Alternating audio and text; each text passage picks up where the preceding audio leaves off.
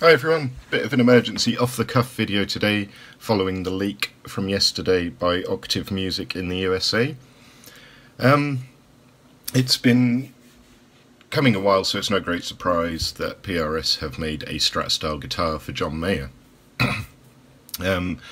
What people didn't know is what it was called, the spec, and the price point. There was a lot of speculation, a lot of rumour flying around the forums and stuff, but now, thanks to their fairly big bollock drop, we now know pretty much everything there is to know about this guitar. A couple of things to clear up first. I've seen so many comments saying, oh, Fender are going to sue PRS, blah blah blah. The shape of the horns, the shape of the headstock are different enough to avoid any lawsuit. In the same way that companies like Exotic and Sir and Anderson can make guitars that are quite close to the mark, just by changing a couple of key features. That means the silhouette is different. The same applies to the Silver Sky, particularly the treble cutaway. It's pretty classic PRS there. The top horn is a little skinnier than you'd find on a Strat, and the headstock, obviously 3-a-side, is very different. So no lawsuit will come from this, despite what you may read on the forums. And the second thing is, this isn't PRS's first visit to the Strat-style format. Originally there was the EG series, which, you know, scratch plate, 3 pickups, very, very Fendery, never sold in great numbers. PRS famously said they were losing money on every one they sold, which is why they canned it. Made a brief resurgence in the SE line, but again wasn't a huge seller, so they axed it. Fast forward a few years and we come to the 305, which looked much more PRS, had its own unique sound, and again didn't sell in massive numbers. And the feedback was, it plays great, it looks good, doesn't sound like a Strat, we don't want to buy it. Single coil guys are a fussy bunch, I know because I am one, and they want a guitar that sounds like a classic Fender but plays like a more modern guitar, and the 305 didn't quite get that balance for the majority of customers. There's guys out there that love them, of course, because they're great guitars with a unique voice, but on the whole didn't sell fantastically well, which is why it was canned. So, onto Silver Sky. The model name is consistent regardless of colour. Yep, Silver Sky, available in 4 colours. Price point is pretty much bang on where the rumours said they were going to be. It's higher than a CE24, but it's lower than a custom 24. US price is $2,299. So sits between the niches there. In terms of competition, it's very similar to the Sir Pro series.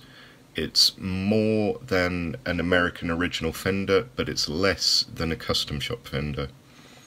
So quite an aggressive price point, but there's a lot of competition there as well. It's going to have to be a very, very good guitar to steal sales from Sir and from Fender themselves. So onto the specs. Older body, 22 frets, maple neck, rosewood fingerboard, a unique neck shape for John Mayer. Interestingly, it's got a 7¼ fingerboard radius. Now, Fender have recently come out with the American Original series following customer feedback that they love vintage style guitars. They don't like vintage style fingerboard radius.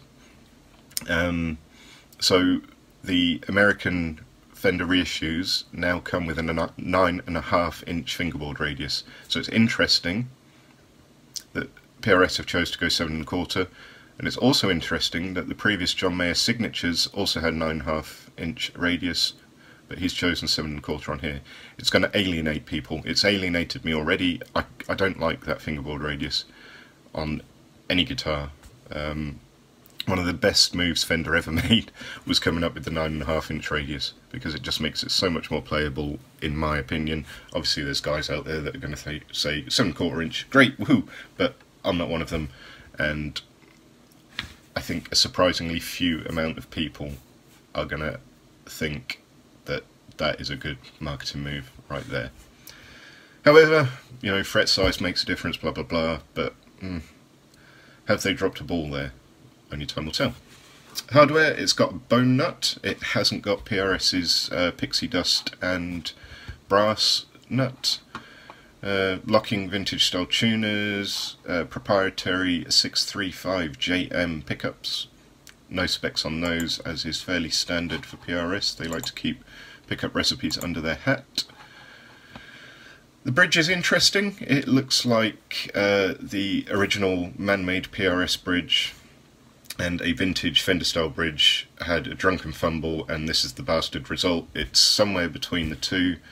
I'm sure it works fine, and it looks a bit odd on a PRS, but when you look at the whole package, perhaps, you know, that was the only way to go. One volume, 2 tones, standard Strat fare with a 5-way pickup switch, and that's about it that we can tell. So it looks like Mr. Mayer has gone to PRS with one of his favourite vintage Strats and said, make me this guitar. That's all we can tell without actually getting hands on it. The bridge only bends down, so it's decked, which is fine. You know, that's how I set up my Strats. I'm sure it can be made floating if that's what you want. So, in summary, I think it looks odd. I love the PRS, you know, with the headstock with the curve that follows the cutaways. This looks odd. It looks like something that comes out of Japan in the 70s. Again, that's a visual thing, but the thing is, guitarists, no matter what they say, they buy guitars with their eyes. And this looks awkward. The lack of text on the knobs looks odd. The birds actually work, I think. But yeah, until I get hands on one, I can't say any more than that. However, the fingerboard radius makes me not want to bother getting my hands on one, because I know it's not going to be the guitar for me. So let me know what you think in the comments. Do you think it's going to be a big seller? Do you think they're going to struggle to shift units?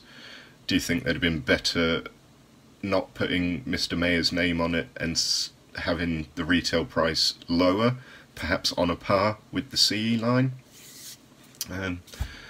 And if it was my money, and I wanted a 3 single coil guitar, I'd be looking at Maryland's other manufacturer, with a 7 or a 7X. Slightly more money, way more character, but that's my opinion. I'd go for an X.